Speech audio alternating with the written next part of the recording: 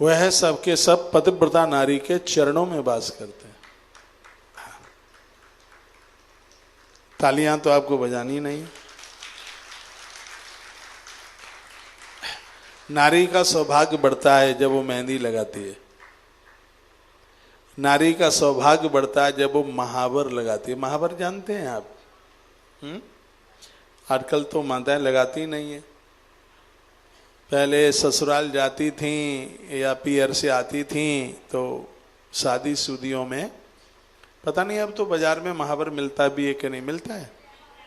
हाँ, उसको पानी में घोल करके और पाम के ऐसे जो साइड है, जो किनारा, बिल्कुल ऐसा लगता है कि कोई है परिधि तैयार की जा रही है। और वो बड़ा सुंदर भी लगता है, बड़ा बढ़िया लगता है। अब दिखाई नहीं देता है वो महावर। अंगूठे से फिर पूरी उंगलियों के अंदर तक, फिर नाखूनों के ऊपर भी एक एक टपकी लगाई जाती। कितना सुंदर सौभाग्य, कितना सुंदर सौभाग्य की बात कही गई है। ये पाँव में पायल इतनी अच्छी लगती है। हमारे यहाँ यूपी में उसे तोड़िया कहते हैं। मथुरा जी में बहुत बनती है। हाँ, भाल की बिंदी, पाम की पायल, गले में कुछ। नारी का कंठ सूना नहीं होना चाहिए।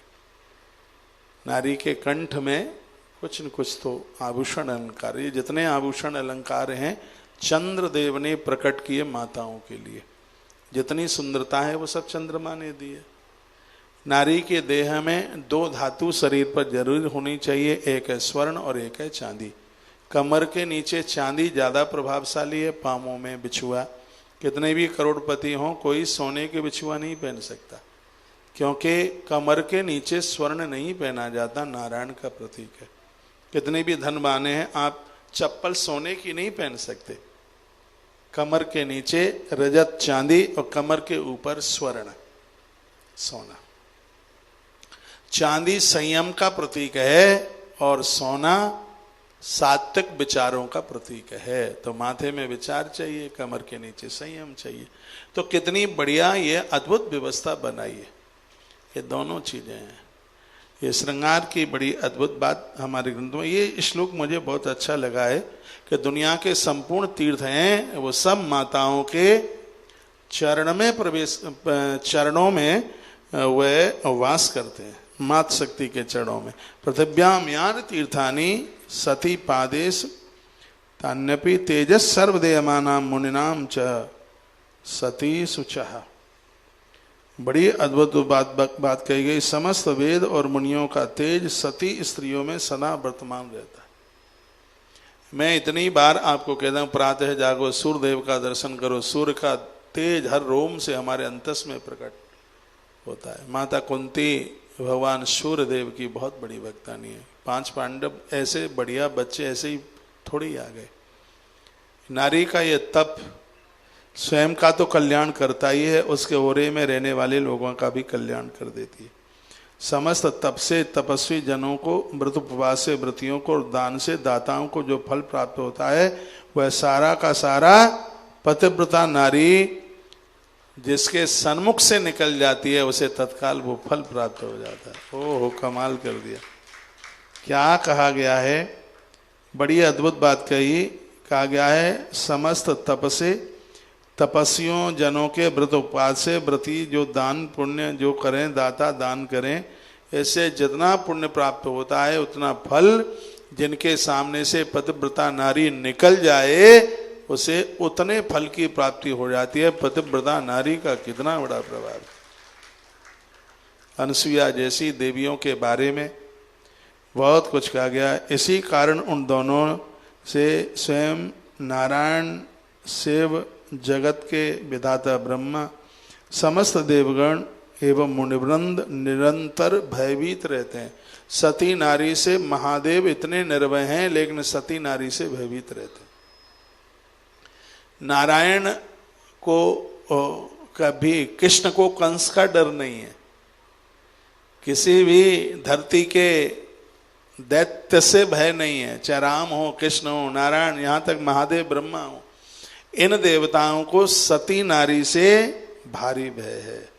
परमात्मा को सती नारी से भय है, तो ये दुनिया के मूढ़ लोग सती नारी से क्यों नहीं डरते? ये जला करके राख कर देगी।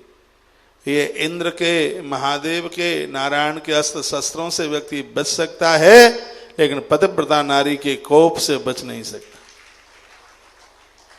इसलिए नारी का तो बहुत आदर होना चाहिए, भारी मान होना चाहिए। सती स्त्रियों के चरण रज से वसुंधरा तुरंत पवित्र हो जाती है। पतिव्रता को नमस्कार करने से मनुष्य बहुत बड़े पाप से मुक्त हो जाता है। पतिव्रता को प्रणाम करने मात्र से व्यक्ति बहुत बड़े अपराध से, पाप से मुक्त हो जाता है। मैं आपको कुछ बोल रहा हूं, मेरी बात आपके समझ में आ रही है? आ रही हो तो गर्दन हिलाओ। टेलीविजन वाले आप भी बताओ, आ रहा है समझ में कुछ? कथा बड़ी अद्भुत है। 7 ही दिन की कथा दी है तो 25 दिन की होनी चाहिए। वो आप कहेंगे अब बोल दो, बोल देते यदि यहाँ रहते तो। अब हमें तो जाना ही है। वृंदावन छोड़ने का बिल्कुल मन करता नहीं है, जाना पड़ता है। किसका मन करेगा वृंदावन छोड़े को? कन्हैया का मन नहीं किया वृंदावन छोड़ने का, लेकिन विवश होकर के उन्हें श्री द्वारका जाना पड़ा। जिस दिन वृंदावन छोड़ करके भगवान मथुरा जा रहे थे, भारी रोए। मैंने भागवत कथा में बहुत बार बताया। भगवती राधा रानी मूर्छित होकर के नीचे गिर पड़ी। कन्हैया ने अपनी बांसुरी दे दी। आज मैं कोई चरित माई का कहूंगा आपको, जो और राधा से पहले कृष्ण का नाम लेते हैं,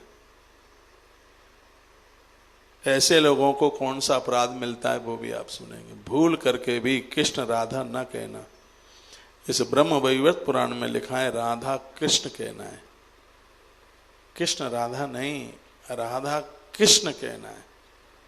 यदि कृष्ण राधा कह दिया तो उसके अपराध का वर्णन किया है, वो मैं अभी आपको निवेदन करूंगा। भगवान ब्रज छोड़ करके जा रहे थे, आंख में आंसू थे, बहुत रोए।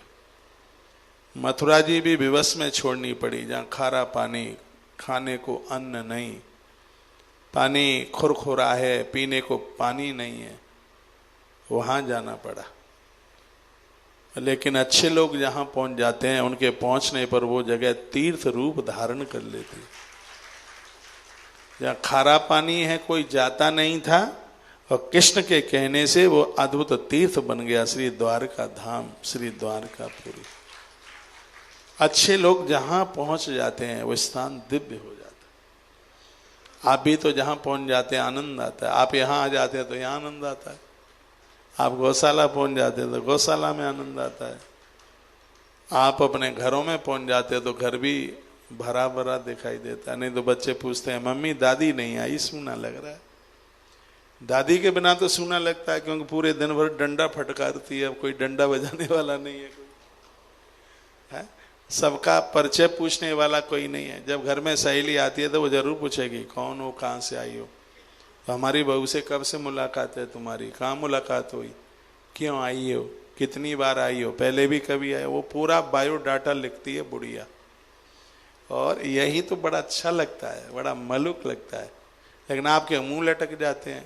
कोई आपकी सहेली आती है और यदि सास ने पूछ लिया तो फिर तो आपका ब्लड प्रेशर 250 पार करता है। फिर सास ने पूछ लिया, आपको इतना बुरा लगता है। आपकी सहेली को भले ही बुरा नहीं लगा, लेकिन आपको बुरा लगा। तो ऐसा नहीं होना चाहिए। आइए मैं कथा को आगे बढ़ाऊं। पतिव्रता महापुण्यवती होती है। वह अपने तेज से तीनों लोकों को भस्म करने की ताकत रखती है। सगरे देवता पतिव्रता से भयभीत होते हैं। त्रिलोक्यम भस्म सात कर तुम छड़े नहीं पतिव्रता। आंख के पलक को ऊपर से नीचे गिरने में देर लग सकती है, लेकिन पतिव्रता